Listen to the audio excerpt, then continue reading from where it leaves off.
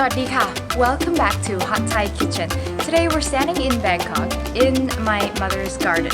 And since we're in Thailand, I figured we should do something that I can't do when I'm in Canada. So I'm going to show you some of our exotic fruits that we have here in Thailand. And since I can't possibly talk about them all, why not just talk about the ones that we have growing right here in the garden? Let's go. Right here is a papaya tree. Now we've got some baby fruits growing up there, if you can see, and also some flowers. Now you may think papaya is not that exotic because you can find them quite readily in overseas, but these are quite different. This is a Thai papaya. As you can see, it's quite a bit larger than the ones you can find in North America. And the inside is also quite different. It's infinitely sweeter than papaya you can find in North America, and it's a deeper orange, and the seeds and everything else is still the same, but I think it's a lot better. This here is a guava tree. Now the guava is also in its baby stage. We wrap it in a plastic bag like this so that our squirrel competitors don't come and snatch it before we do. So that's a little guava. Now in North America, at least, you can find guava. You never really see guava fruit, and you usually see it in a pink form in flavored things like guava flavored things or guava juice or things like that. And these are a little bit different. This is a full-grown guava. Now, guava in Thai is called farang. Now, farang is also the word that we use for Caucasian.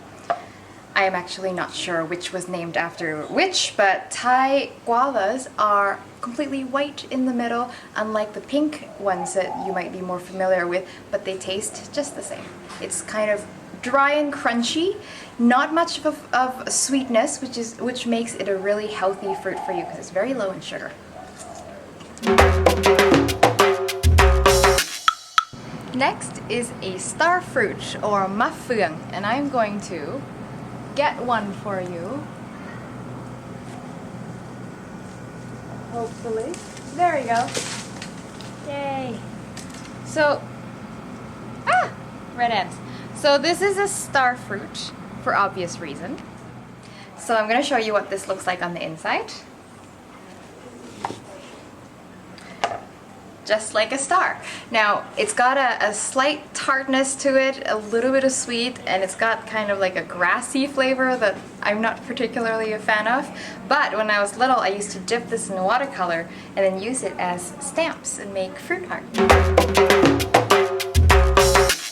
This big guy right here is the banana tree. As you can see, the bananas hanging off of it. It's not the kind of banana that you find in North America. It's quite unique to Thailand, or I should say Southeast Asia. It's called Gloi Nam Wa, and it's the same one that I used in my fried banana episode. So right here is Thai eggplant or mะเขือเปาะ, and I used this eggplant in my green curry episode, if you remember. Now if you want to come and look at this is an unusually large one. Normally they're about the size of golf balls. These are the size of a tennis ball for some reason, but it's the same one. And hanging right above my head is pea eggplant, right there, or turkey berry. Now they're pretty much the miniature version of the other Thai eggplant that we just looked at, and it's a great substitution for the bigger eggplant for green curry, red curry. You can even stir fry it. Anything that's spicy actually goes really well with this one. It has a slight bitterness in my opinion, which I don't really like, but a lot of people really like the crunch that it gives to your curry. This is a Sapodilla plant.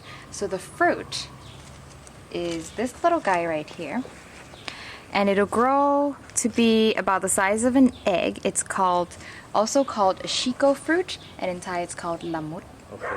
These are the Sapodilla fruit or lamut. Now, there's usually a decorative way to cut it open that we like to do. So after you peel it, you run a small knife in a zigzag manner like this until you make a complete circle, and then you pray that it splits clean, just like that. Behind me is a mango tree. Now this is a particular variety called Nam Dok Mai, which is what we use for mango and sticky rice, and you can see there's no fruit right now, but the flowers are coming, which means the fruit are on its way.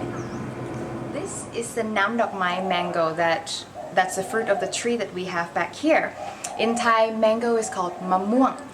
This is the ripe kind that we use for desserts, but this is called kiao sawei, which is the green kind that we eat, and it's not sour at all. It's actually quite nutty and crunchy, so we eat it and we dip it with a sweet dip. And then this is an heirloom strand of mango that I've never actually seen until today. I have no idea what it tastes like, so we'll find out.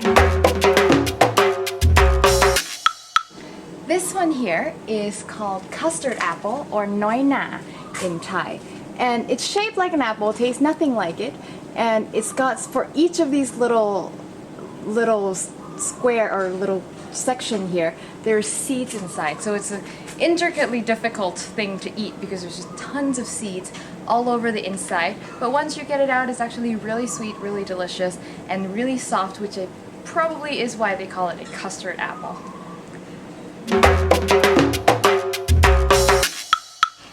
And these tiny little mandarin orange looking type thing, I don't know what it's called in English. In Thai it's called Chongchitnant, which translates to a very, very sour orange. We don't eat this because it's so sour. You can actually use it. It's almost like a sweet lemon, and we use it to juice and then add a bunch of sugar to it to make orange juice. And that concludes my fruit episode. Thanks for tuning in. I hope you learned a thing or two. And thank you, my mother, for growing such a beautiful garden. And I'll see you next time for a delicious